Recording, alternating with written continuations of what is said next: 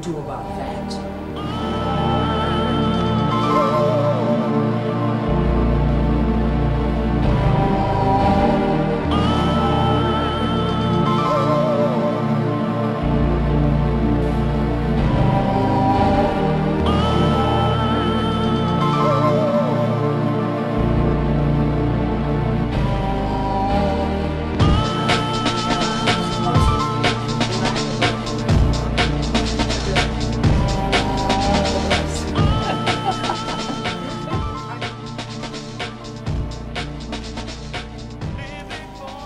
This is Helga Sitkin with another in our series on Women of the World, brought to you on your Kaleidoscope radio magazine of the air. Today, women are freer now. When I say freer, I think women are allowed their independence to a greater extent now, but I don't think there's a huge difference necessarily. It was all there before. It's just going more in that direction. The word is unique, is my own sense. I don't care about labels. I realize the importance of labels. It represents having reached a level, and it also represents great artistry. I don't need them. And you're right, it's in my own terms. I love color, I love pattern, I love coordination, I love accessorizing. All this is just something I do because I enjoy it. And by not getting money from him that had to do with me, only for the children, which ended when the last child left the house, I no longer had a continuum unnaturally with a negative emotional tie. Because I think women are hooked into some very negative and complicating emotional traps when the man is still making them soluble, or what is it, making them okay financially. There's an emotional component. I didn't want stem cells research should be allowed. There should be no qualifications on this. Our concern here is not primarily anything except facilitating to the maximum research that will help to find out the causes of some of these lethal, destroying diseases and get to it as quickly as possible. Considerations about saving a life that really doesn't exist are not in my lexicon, and this is how I feel about it. Gay marriage certainly should be allowed. Absolutely. This is an example of prejudice outliving its time. It's time that we came to terms with the fact that not everybody is born with the same, or whatever, arrives at the same sexual identity, sexual conclusions, or sexual persona. Absolutely, gays should be permitted to marry. They should be permitted the same rights as straights have. What is this intolerance all about? Our society in general is moving too much, in a total sense, not just in a sexual sense, toward intolerance and non-acceptance. I'm in favor.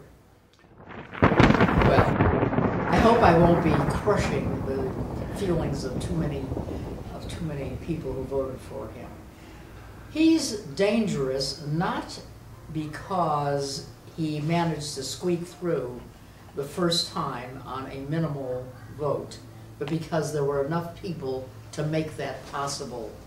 How is it that that many people can vote for a man who stands for this much retrogression in human value? It means that this is what they want. They want society to move backward. They want to de-individualize. This is in favor of the progression, not of progress, but it's diametrical opposite. So I feel that he's vitally dangerous as a symbol that he even had been able to get elected. He's a mouthpiece. Difficult thing. I feel that the reasons behind getting into Iraq were highly blameworthy.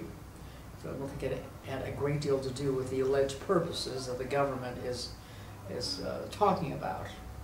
Now we're in the middle of a muddle, and it's really tough to know how to handle this.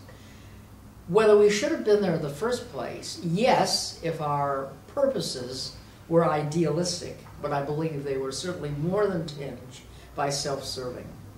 Now that we're there, I don't know what to say. Because in a certain sense, we owe them some ability to rectify the situation. But are we really doing that? I have a lot of questions to which I myself find it difficult to bring suitable answers to the whole problem of Iraq. It's a mess, it's a human tragedy, and by the way, for us as well, not for them. Well, I took it very seriously. That day I made a hair appointment, went to my beauty salon, decided on a color, and aging process. So we determined that red was the color, and from age 40 to my present, a few months short of 85, it's been red. So that's the genesis of the red color. Human beings are by their nature intolerant, partly because of their own insecurities. They look for the Achilles heel by which to bring others down because they're not secure enough, apparently, not to do that. Now, did you ask me if I thought about the movie, what do I think about racial intolerance? It's a really tough thing because it's a shifting target. Blacks have been the target for a long time. They still are. That is not cleared up by any means. It's better. We have many ethnicities who have come to the United States. We need to use this as a source of cultural and other, and even employment riches. We don't need to use this to perpetuate cruelty to others, but we do because of the essential nature of the human animal. If that's cynical, I think it's also realistic. I find the inclusion of so many different cultures to be a fascinating, enhancing thing in many ways, but it has also created problems because it's more complex. Well, I feel that the scandal of the Catholic Church, I think, was extremely badly handled by those in charge. Denial gets you not nowhere, but somewhere that's destructive. And this is what you have. Instead of facing head-on, and probably publicly, because it would come out, as it has, the fact that such people exist within the Catholic hierarchy, who are allegedly taking care of others, it was ground under in order not to destroy the image and desirability of the church. This is mass publicizing, mass promotion, mass you-know-what. The real danger was that the leaders of the church, in too many instances, were themselves the progenitors of the continuation of the problem. You also have a problem attitudinally at the top.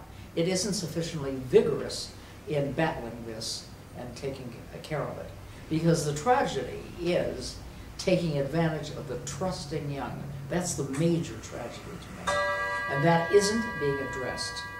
We're now in the middle of a whole big legal imbroglio. What about the people? What do we do about that? No, I try not to feel guilty. I have felt guilty about various things in my life, but I don't correlate guilt to conscience. It isn't the same. I think guilt is a destructive emotion. As far as I'm concerned, it doesn't do anything. Conscience does. And I will tell you that when I graduated from college, it would have been the last thing I would have wanted to do. I remember specifically thinking, I don't want to be a teacher. But I changed, as I am capable of doing when circumstances change. I think education was better handled at my time. I think today there's too much that stands in the way of self-imposed restraint with regard to teaching certain necessary, rigorous basics. I remember at one time being at a faculty meeting at a certain school. It wasn't the school I was working at, by the way, where the question of creativity versus being really adept at things like spelling, punctuation, just the nitty-gritties came up. And one of the pundits said, well, you know, that's not the important